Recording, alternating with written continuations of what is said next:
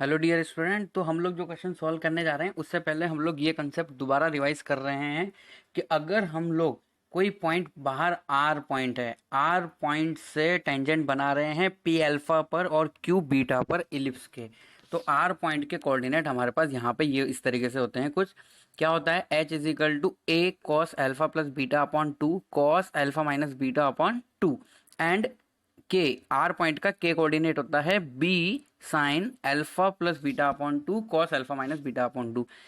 We should remember this formula. दोनों के नीचे क्या है, कोस है। ये सेम टू सेम ऐसा का ऐसा फॉर्मूला, यहाँ ए और यहाँ ए, ये सर्कल के अंदर हम लोगों के पास मिला था। हम लोगों को सर्कल और इलिप्स में हम लोग कंपेयर करके इस फॉर्मूला को याद रखने में थोड़ी आसानी रख सकते हैं। ठीक है, तो ये एच होता है और ये क्या होता है, के होता है। ठीक है, तो इस पे बेस्ड ये क्वेश्चन मैंने लास्ट क्लास के अंदर तुम लोगों को सॉल्व करने के लिए दिया था।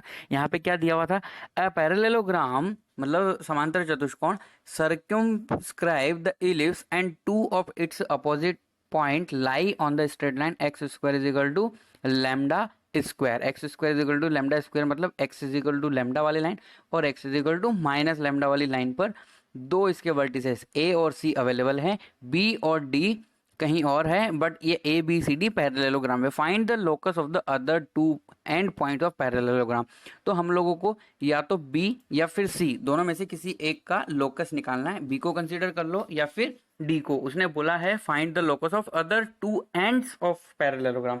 तो other two ends of parallelogram यहाँ पे और कुछ भी नहीं, क्या है, बी और डी। ठीक है, तो देखो सी इज इक्वल टू हमारे पास क्या है, x is equal to lambda. तो सी पॉइंट के अगर मान लो मैं कोऑर्डिनेट लिखना चाहूं तो मैं लिख सकता हूं लेमडा कॉमा, अब यहाँ क्या है वो नहीं पता। क्यों? क्योंकि हम लोग एक बात जानते हैं, x is equal to lambda पर इसका जो एक्स कोऑर्डिनेट है वो क्या रहेगा, लेमडा रहेगा। तो अगर मान लो ये लेमडा है तो यहाँ से दो टेंजेंट बन रही है ना। टेंजेंट का अगर नाम अगर हम लोग देना चाहते हैं तो देखो, जैसे मान लो मैं यहाँ पे दो पॉइंट मान लेता हूँ, ये वाला पॉइंट मान लेता हूँ मैं पी अल्फा, इसी तरीके से यहाँ पे मैं पॉइंट मान लेता हूँ क्यू बीटा। ठीक है, तो ये बिल्कुल ये वाला जो पॉइंट है ना सी, ये आर की तरह काम कर रहा है, जो अभी अभी मैंने तुम लोगों को रिवाइज करवाया। तो आर है तो एच इज इक्वल टू जो फॉर्मूला होता है वो लैम्डा के लिए हो जाएगा। तो लैम्डा इज इक्वल टू हम लोग यहाँ पे क्या लिख सकते हैं, lambda is equal to a cos alpha plus beta upon two, alpha plus beta upon two divide by, इसमें भी क्या रहता है cos, but alpha minus beta upon two रहता है। कुछ इस तरीके से यहाँ पे बात रहती है। इसको हम दे देते हैं इक्वेशन नंबर फर्स्ट, ये कहीं काम में आएगा तो हम इसको यूज कर लेंगे। ठीक है, अब देखो हम लोग कंसंट्रेट करते हैं बी पॉइंट के ऊपर जिसका हमें लोकस निकालना है। बी पॉइंट के कोऑर्डिनेट है एच कोमा के, है ना। तो बी से भी दो टेंजेंट यहाँ पे बन रही है। बी से भी कितनी टेंजेंट बन रही है यहाँ पे दो टेंजेंट बन रही है। एक बन रही है, इसको मान लेते हैं हम लोग पॉइंट आर मान लेते हैं कि भाई ये पॉइंट क्या है, आर।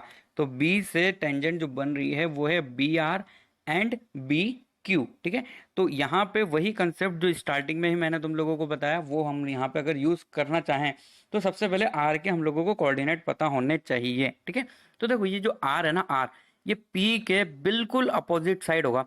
बिल्कुल अपोजिट साइड मतलब अगर मैं पी आर को मिला दूं तो ये लाइन हमारे ओरिजिन से पास होती हुई जाएगी, ये पैरेललोग्राम के अंदर प्रॉपर्टी रहेगी। तो ये बिल्कुल अपोजिट है, तो अपोजिट होने से ये कितना एंगल ज्यादा होगा, अल्फा। तो मतलब अल्फा में कितना ज्यादा होगा, पाई। तो हम आर पॉइंट को लिख सकते हैं अल्फा प्लस पाई। तो देखो बी आर एक टेंजेंट है और बी क्यू भी टेंजेंट है और बी बाहर वाला पॉइंट है जैसे आर पॉइंट हुआ करता था।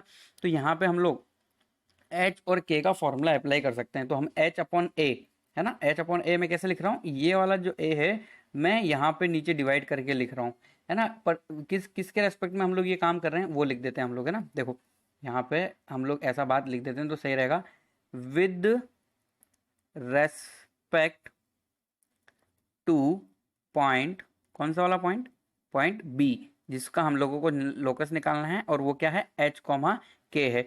तो हम लोग दोनों के लिए इक्वेशन निकाल के यहाँ पे देख लेते हैं। तो हम लोग क्या लिख सकते हैं, देखो एच अपॉन ए, है ना, ये ए यहाँ पे मैंने डिवाइड किया, वापस मैं तुम्हें बता रहा हूँ कॉस। अब देखो यहाँ पे फॉर्मूला क्या होता है, जैसे मान लो आर पर टेंजेंट हम लोग बना रहे हैं और कहाँ बना रहे हैं, हम लोग क्यू पे टेंजेंट बना रहे हैं। तो क्यू एंगल तो बीटा है और आर एंगल क्या है, अल्फा प्लस पाई। तो यहाँ पे हम दोनों को क्या करते हैं, दोनों का एंगल का एडिशन अपॉन टू। तो यहाँ पे एक एंगल है अल्फा प्लस पाई, तो ये क्या हो जाएगा, alpha plus pi plus beta. तो alpha plus beta plus pi हम लोग इसको लिख सकते हैं, और डिवाइड में जो 2 है वो तो फॉर्मूला वाला 2 है, ठीक है। डिवाइड बाय, ऐसा कैसे किसके अंदर आ जाएगा, कॉस के अंदर, बट कॉस के अंदर क्या आएगा, बीटा वाला माइनस के अंदर आ जाएगा, तो हम इसको क्या लिख सकते हैं, पाई प्लस अल्फा, या फिर अल्फा प्लस पाई, alpha plus pi minus beta upon 2। इस तरीके से हम इस फॉर्मूले को चेंज करके लिख सकते हैं, ठीक है। हम लोगों ने ऐसा इसको फॉर्मूला बना दिया, इसको हम लोग नाम दे देते हैं इक्वेशन नंबर 2। जैसे हम लोगों ने एच अपॉन ए लिखा है, उसी तरीके से हम लोग क्या लिख सकते हैं, के अपॉन ए भी लिख सकते हैं। के अपॉन ए अगर हम लोग लिख देंगे तो भी हमारे पास जो है आंसर आ जाएगा। के अपॉन ए की जगह के अपॉन बी लिखेंगे तो ज़्यादा सही रहेगा, के अपॉन बी, क्योंकि ए के अपॉन ए तो सर्कल में रहता है ना, तो के अपॉन आप यहाँ पे क्या लिख सकते हैं, बी। अब यहाँ पे देखो ऊपर की तरफ तो क्या रहेगा, साइन, नीचे की तरफ क्या रहेगा, कोस, तो हम लोग ऊपर क्या लिख सकते हैं, sign alpha plus beta plus pi upon 2 divide by cos, नीचे भी क्या हो जाएगा, माइनस वाला होता है, तो pi plus alpha minus pi upon 2। तो यहाँ पे हम लोगों को बस एक ही इंपॉर्टेंट पॉइंट ध्यान रखना था कि ये आर पॉइंट क्या हो जाएगा, अल्फा प्लस पाई, क्योंकि वो अपोजिट है पी पॉइंट के, आर पॉइंट पी पॉइंट के क्या है, अपोजिट। अब इसको थोड़ा सा सॉल्व कर लेते हैं, तो यहाँ पे हमारे पास k upon b is equal to, देखो क्या हो जाएगा, साइन 90 प्लस थीटा क्या होता है, कॉस थीटा होता है ना, और किसके साथ होता है वो, sign alpha plus beta upon 2 plus pi by 2।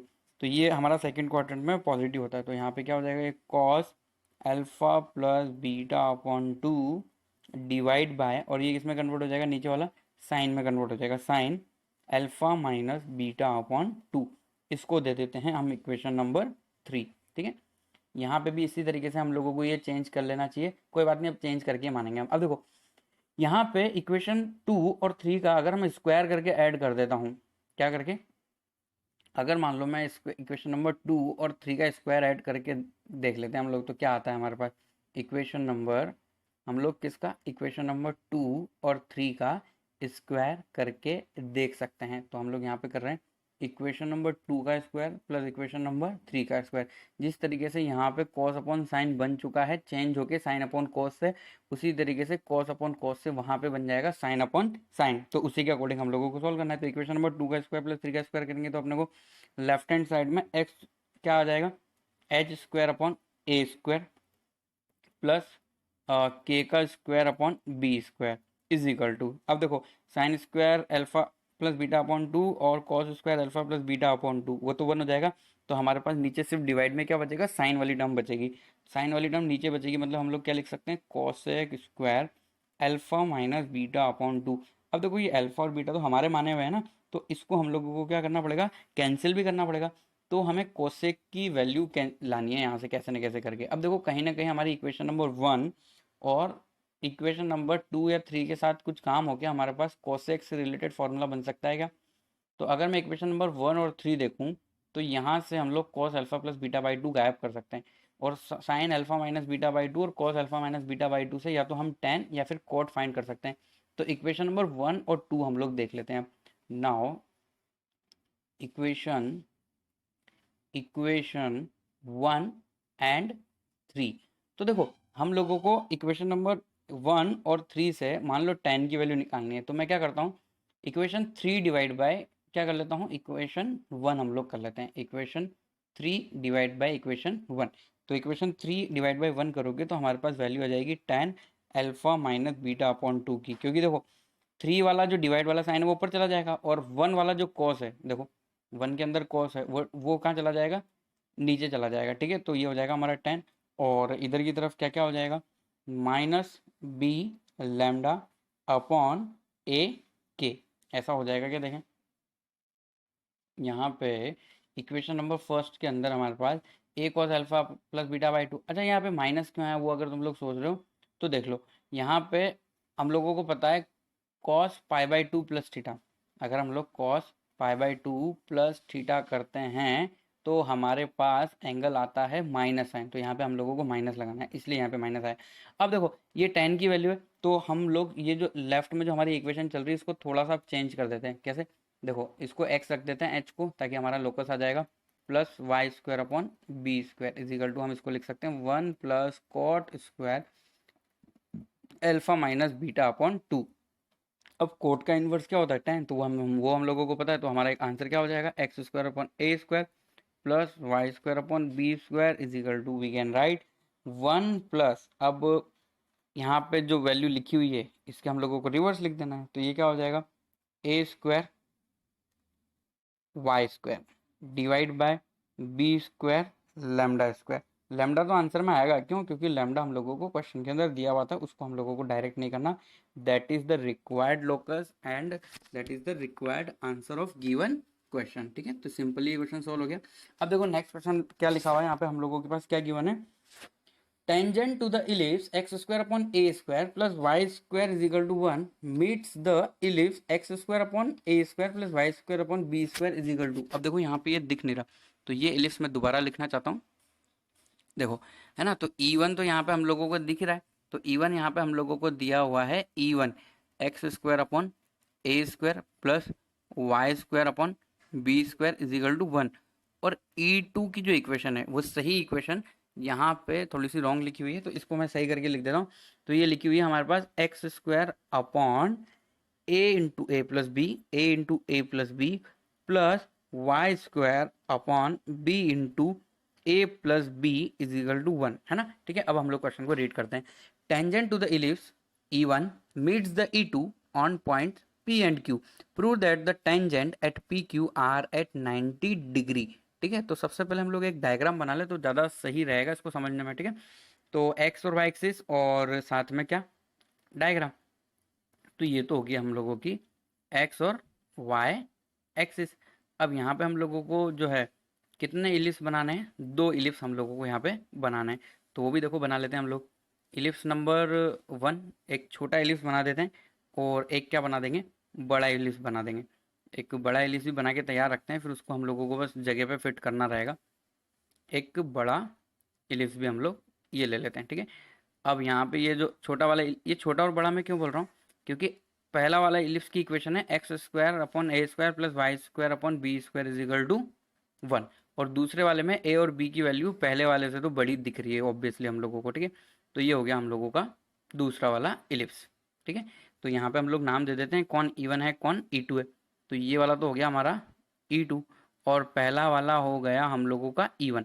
अब ये क्या बोल रहा है कि tangent to the ellipse for E1 meets the ellipse at P and Q, तो हम लोगों को एक लाइन बना देनी चाहिए जो टेंजेंट लाइन हो, किसके लिए, पहले वाले इलिप्स के लिए। तो पहले वाले इलिप्स के लिए एक टेंजेंट लाइन बना दी जाए भाई, इस तरीके से कुछ बना देते हैं। ओके, तो ये लाइन है E1 पर टेंजेंट किस पॉइंट पर है, किसी भी पॉइंट पे मान लेते हैं हम वो एंड पॉइंट है और उसका कोऑर्डिनेट है अल्फा, मतलब वो हो जाएगा a cos alpha b sin alpha. ठीक है, अब ये E2 को किस पॉइंट पर इंटरसेक्ट कर रही है वो हम लोग मान लेते हैं P और Q पॉइंट मान लेते हैं। क्या क्या मान लेते हैं, P point and Q point मान लेते हैं। अब देखो ये क्वेश्चन दोबारा रीड करो।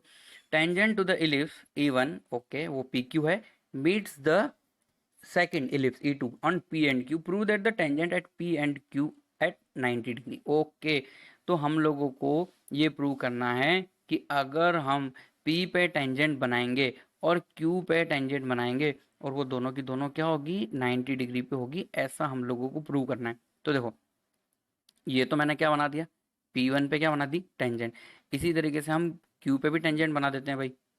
ये Q पे टेंजेंट है, ठीक है, इसको थोड़ा सा सही कर लो। ये लो, ये कहाँ टेंजेंट है, क्यू पे टेंजेंट है। अब हम लोगों को बस ये प्रूव करना है कि यहाँ पे जो ये एंगल होगा दोनों टेंजेंट के बीच में, दोनों टेंजेंट के बीच में ये जो एंगल होगा ये हम लोगों को प्रूव करना है 90 डिग्री। तो इसको वैसे बनाते हैं, देखो मैं, ये हम लोगों को प्रूव करना है कि ये 90 डिग्री होगा, ये 90 डिग्री होगा, ये हम लोगों को प्रूव करना है। तो देखो एक काम करते हैं ना, मान लो ये पॉइंट है R और इसके कोऑर्डिनेट है H, K। तो अगर हम लोगों ने प्रूव कर दिया कि R पॉइंट का लोकस है equation of director circle, equation of director circle, अगर वो इक्वेशन ऑफ डायरेक्टर सर्कल हो जाएगा तो ऑब्वियसली ये जो है एंगल कितना रहेगा 90 डिग्री होगा। तो इतना हम लोगों को प्रूव करना है। मेरी बात अगर तुमने ध्यान से सुन ली हो तो हम लोग इसको आगे बढ़ सकते हैं, है ना। अब देखो ये जो PQ लाइन है ये M पॉइंट पर क्या है टेंजेंट E1 के लिए, और E2 के लिए ये कॉर्ड ऑफ कॉन्टेक्ट है ना। तो मैं यहाँ पे लिख देता हूँ PQ जो है कॉर्ड ऑफ कॉन्टेक्ट है, कॉर्ड ऑफ कॉन्टेक्ट है। फॉर कॉस से के लिए कॉर्ड ऑफ कॉन्टेक्ट का काम कर रही है ये, कि भाई आर पॉइंट है, वहां से दो टेंजेंट बनाए हमने, आर पी और आर क्यू, पी क्यू को मिलाने वाली लाइन को हम कॉर्ड ऑफ कॉन्टेक्ट बोलेंगे ई टू के लिए। इसी तरीके से पी क्यू को एक और यहाँ पे लिखा हुआ ही है, वो क्या है, टेंजेंट भी है, tangent at M for E one. तो हम लोग है ना पी क्यू की इक्वेशन दो तरीके से लिख सकते हैं। पी क्यू की इक्वेशन हम कितने तरीके से लिख सकते हैं, दो तरीके से लिख सकते हैं। तो दोनों तरीके से हम लोग लिख देते हैं। देखें equation P Q, P Q, थोड़ा लाइट हो गया पेन, पी क्यू, ये पी क्यू की जो इक्वेशन है हम इसको किस तरीके से लिख देते हैं, as chord of contact. Chord of contact किसके लिए होगा, ये ई टू के लिए होगा। तो पी क्यू की इक्वेशन हम लोग किस तरीके से लिख सकते हैं यहाँ पे, एक्स एच अपॉन ए, पी क्यू की ये होती क्या है, टी बराबर जीरो इक्वेशन होती है कॉर्ड ऑफ कॉन्टेक्ट, है ना। पॉइंट बाहर है, बाहर से दो टेंजेंट बनेगी, दोनों टेंजेंट जिस पॉइंट पे मिलेगी उन पॉइंट को मिलाने वाली लाइन को ही कॉर्ड ऑफ कॉन्टेक्ट बोलते हैं। नीचे तो वही रहेगा, a into a plus b plus y k upon b into a plus b is equal to one. ठीक है, अब इसी तरीके से ये तो हो गई हम लोगों की इक्वेशन नंबर फर्स्ट, इसको नाम दे सकते हैं हम लोग। अब हम लोग पी क्यू की इक्वेशन निकालेंगे, P Q as tangent, tangent मतलब हम लोग ये वाला आप काम कर रहे हैं, तो टेंजेंट किस पर है, ई वन, पहले वाले इलिप्स पर है, और किस पॉइंट पर है, एम पॉइंट पर, वो हमने माना है। तो जो एम पॉइंट है वो एम पॉइंट के कोऑर्डिनेट वैसे क्या होंगे, अगर पहला वाला ellipse x square upon a square ये वाला है, तो हम यहाँ पे एम पॉइंट के कोऑर्डिनेट लिख सकते हैं। देखो ए क्या हो जाएगा, a cos alpha comma b sine alpha. अब हम लोग पैरामेट्रिक फॉर्म में टेंजेंट की इक्वेशन लिखना का फॉर्मूला जानते हैं, तो ये क्या हो जाएगा, एक्स कॉस अल्फा अपॉन ए, हालांकि है हम लोग वापस से वही फॉर्मूला लगा रहे हैं जो हम जानते हैं, टी बराबर जीरो। टी बराबर जीरो क्या होता है, x x one upon a square plus y y one upon b square equal to one. तो एक्स वन की जगह ए कॉस अल्फा रखेंगे तो एक ए नीचे का कट हो जाएगा, plus y k upon, Y के नहीं हम लोग साइन में रख रहे हैं ना, ये लो, तो साइन वाला फॉर्मूला यूज करेंगे तो एक बी नीचे से कट जाएगा, तो हमारी इक्वेशन क्या हो जाएगी, y sine alpha upon b is equal to one. अब देखो इक्वेशन नंबर वन और टू सेम लाइन की इक्वेशन है, तो हम उसको कंपेयर कर सकते हैं। इक्वेशन वन एंड टू को हम लोग कंपेयर कर सकते हैं, और कंपेयर करके दोनों से जो है कुछ ना कुछ सॉल्व करते हैं। तो हम लोग क्या लिख सकते हैं, देखो एच अपॉन, ऊपर है ना H upon a plus B, तो ये किसके बराबर होना चाहिए रेशो, अगर हम लोग देखें तो कॉस अल्फा, क्योंकि राइट हैंड साइड में वन है इसलिए एक्स का कोफिशिएंट पहली वाली इक्वेशन में और एक्स का कोफिशिएंट बाद वाली इक्वेशन में, दोनों के दोनों क्या होने चाहिए सेम, ए। और दूसरी वाली इक्वेशन हम लोग क्या लिख सकते हैं, k upon b into a plus b is equal to, y का कोफिशिएंट कंपेयर करा रहे हैं हम लोग, तो ये हो जाएगा साइन अल्फा अपॉन बी। अब देखो ये दोनों इक्वेशन से साइन की और कॉस की वैल्यू निकालो और दोनों का स्क्वायर कर दो। ठीक है, तो हम लोग जानते हैं sine square alpha plus cos square alpha is equal to one होता है। तो साइन की वैल्यू और कॉस की वैल्यू निकालेंगे तो क्या क्या हो जाएगा, देखो h square upon a plus b का whole square plus k square upon a plus b का whole square is equal to one. ठीक है, तो यहाँ पे ये क्या हो गया आगे, अब इसको सॉल्व करेंगे, एच को रख देते हैं एक्स और के को रख देते हैं वाई, तो ये हमारा आंसर आएगा x square plus y square is equal to a plus b का होल स्क्वायर, जो कि इलिप्स का, जो इलिप्स के लिए डायरेक्टर सर्कल की इक्वेशन है। तो यहाँ पे हम लोग बोल सकते हैं कि अगर ये पॉइंट आर है तो पी आर और क्यू आर एक दूसरे के परपेंडिकुलर है, तो यहाँ से हम लोग बोल सकते हैं P R is perpendicular to Q R. तो यहाँ पे ना सबसे पहले हम लोगों को क्वेश्चन को अच्छी तरीके से समझना है, और फिर वो क्या पूछ रहे हैं हम लोगों को देखना है, क्योंकि देखो डायरेक्टर सर्कल अगर ई टू का होगा तभी तो वहां से बनाई हुई टेंजेंट आपस में क्या होगी, परपेंडिकुलर। तो अगर हम लोगों ने लोकस डायरेक्टर सर्कल प्रूव कर दिया है तो आर पे टेंजेंट के बीच में एंगल 90 डिग्री होगा, या फिर हम लोग ऐसा बोल सकते हैं आर पॉइंट से बनाई हुई टेंजेंट के बीच में एंगल 90 डिग्री होगा। यही तो होता है डायरेक्टर सर्कल की इक्वेशन वाला कंसेप्ट। चलो नेक्स्ट क्वेश्चन ट्राई करते हैं। तो अब हम लोगों को क्या दिया हुआ है, tangent are drawn to the ellipse from the point R. अब देखो यहाँ जो इलिप्स दिया हुआ है ना, तो इलिप्स से मतलब हमारा वही है x square upon a square plus y square upon b square is equal to one. यहाँ पे मैंने लिखा हुआ नहीं है इलिप्स की इक्वेशन, बट नहीं लिखा मतलब स्टैंडर्ड इलिप्स की बात होती है। ओके, तो इलिप्स है और आर पॉइंट से हम लोग क्या बना रहे हैं, टेंजेंट कर रहे हैं। फिर आगे कुछ लिखा है पीटी, पीटी मतलब प्रूव दैट दे इंटरसेक्ट। तो चलो ये तो बात की बात है, पहले सबसे पहले हम लोग डायग्राम बना लेते हैं और आर पॉइंट को भी कंसीडर कर लेते हैं, ठीक है। तो अगर मान लो मैं इस क्वेश्चन का डायग्राम बनाना चाहता हूँ तो किसा इस तरीके से कुछ होगा। ये तो हो गया हमारा एक्स और वाई एक्सिस। अब यहाँ पे हमारा हो जाएगा जो है इलिप्स, इलिप्स भी लेकर आ जाते हैं, देखो ये लो, ये हो गया हमारा एक इलिप्स। अब यहाँ पे लिखा हुआ है एक पॉइंट है आर। आर पॉइंट के कोऑर्डिनेट क्या है, आर पॉइंट के कोऑर्डिनेट गिवन है a square upon under root a square minus b square comma under root a square plus b square. ऐसा कुछ पॉइंट यहाँ पे हम लोगों को दिया हुआ है। अब हम ए स्क्वायर माइनस बी स्क्वायर की वैल्यू तो जानते हैं ना, हम जानते हैं कि पैराबोला के अंदर a square minus b square is equal to होता है ए स्क्वायर ई स्क्वायर। तो ये वाली वैल्यू अगर मैं यहाँ पे यूज़ कर लेता हूँ इस वाले के अंदर, तो ये क्या हो जाएगा, ए स्क्वायर ई स्क्वायर से ए का होल स्क्वायर है ना। तो हम लोगों के पास नीचे एक ई बच जाएगा और ऊपर एक ए बच जाएगा। तो आर पॉइंट के कोऑर्डिनेट हो क्या रहे हैं, ए अपॉन ई कॉमा वो वैसा का वैसा रहेगा क्योंकि उसको हम लोग आगे कुछ कर नहीं सकते, ए स्क्वायर प्लस बी स्क्वायर। अब जैसे ही ये पॉइंट आया ना, तो यहाँ से हम लोगों को खबर पड़ जानी चाहिए कि ए अपॉन ई तो डायरेक्ट्रिक्स पर होता है। तो हम लोग तुरंत डायरेक्ट्रिक्स बना लेंगे। क्या बना लेंगे, डायरेक्ट्रिक्स हम लोगों को यहाँ पे बना लेनी चाहिए। तो ये आर जो पॉइंट है वो है डायरेक्ट्रिक्स पर, और डायरेक्ट्रिक्स की इक्वेशन हम लोग पहले से ही जानते आए हैं कि डायरेक्ट्रिक्स की इक्वेशन क्या होती थी, x is equal to a upon e for the ellipse x square upon a square plus y square upon b square is equal to 1। अब ये क्या बोल रहा है, tangent are drawn to the ellipse from the point R. ठीक है, तो जो भी प्रूव करना है वो बात की बात है। पहले सबसे पहले हम लोग इसका एक पॉइंट ले लेते हैं और यहाँ से क्या बना देते हैं, टेंजेंट हम लोग बना देते हैं। तो सपोज करो मैंने यहाँ पे कहीं कोई पॉइंट ले लिया और यहाँ से मैं टेंजेंट बना रहा हूँ इसकी, टेंजेंट 1।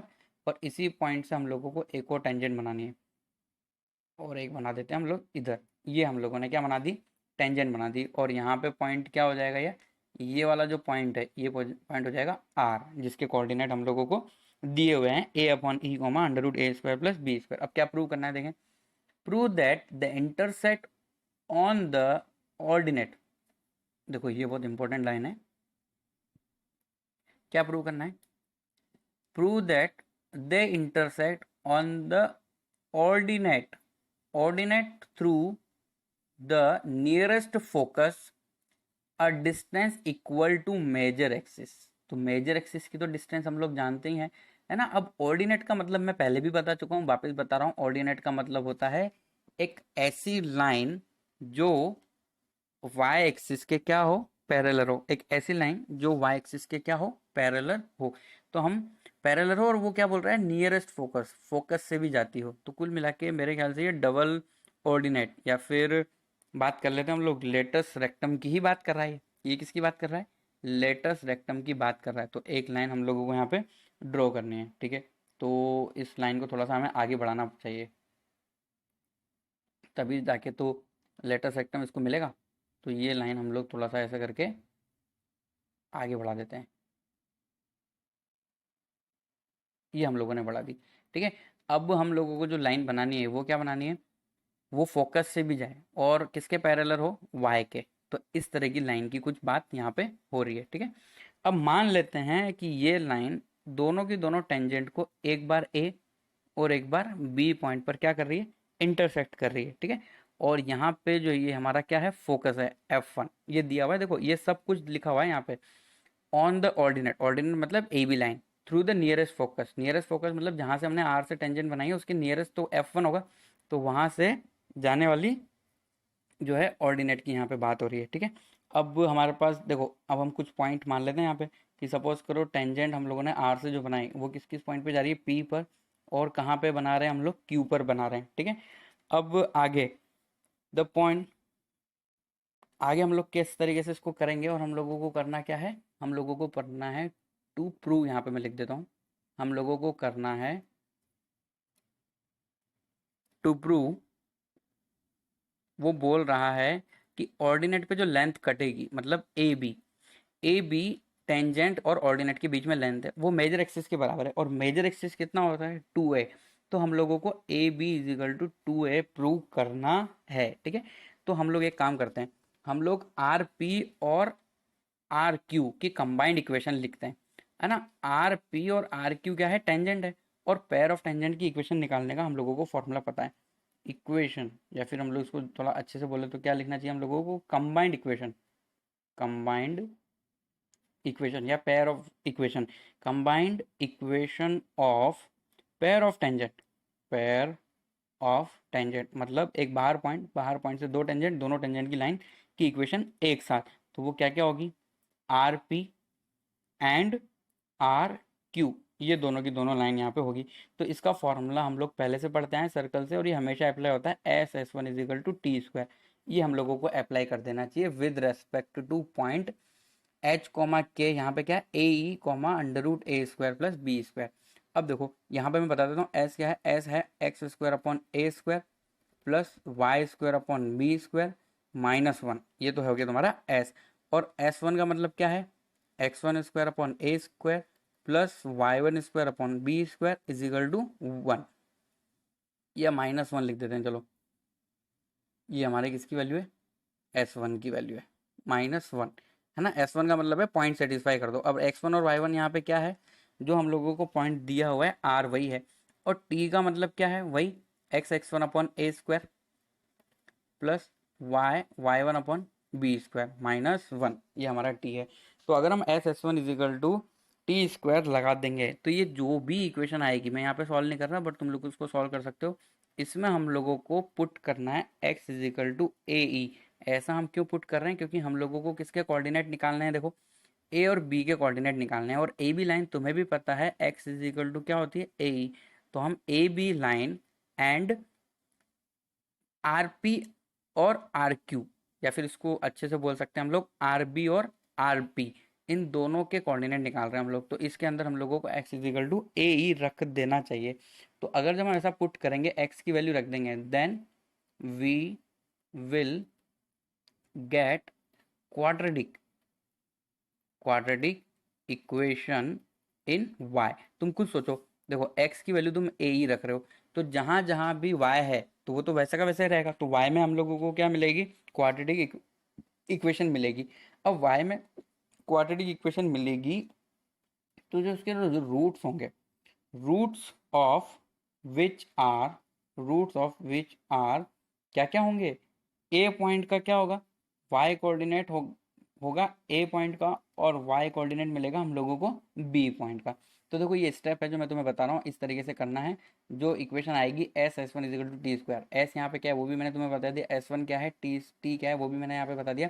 देखो इक्वेशन अगर लिखने की बात है तो वो भी हम लोग यहाँ पे लिख देते हैं, और मैं इक्वेशन ऐसे लिख रहा हूँ कि S S one is equal to T square के अंदर एक्स इजिकल टू ए भी हम लोग पुट करके ही लिख रहे हैं, ठीक है। तो इक्वेशन हमारी क्या हो जाएगी, देखो ए का whole square upon a square plus y square upon b square minus one, ये तो हो गया तुम्हारा एस। अब टी वन की बात हो गई, तो टी वन के अंदर क्या है, एक्स वन का स्क्वायर, एक्स वन का स्क्वायर मतलब जो पॉइंट था हमारा ए अपॉन ई, उसका स्क्वायर ए अपॉन ई का स्क्वायर, ये एक्स वन का स्क्वायर, और यहीं पे क्या आता है ए स्क्वायर प्लस वाई का स्क्वायर मतलब a square plus b square upon b square, ये हो गया S S one is equal to, और नहीं नहीं ये पूरा नहीं हुआ, यहाँ पे माइनस वन भी हम लोगों को करना है।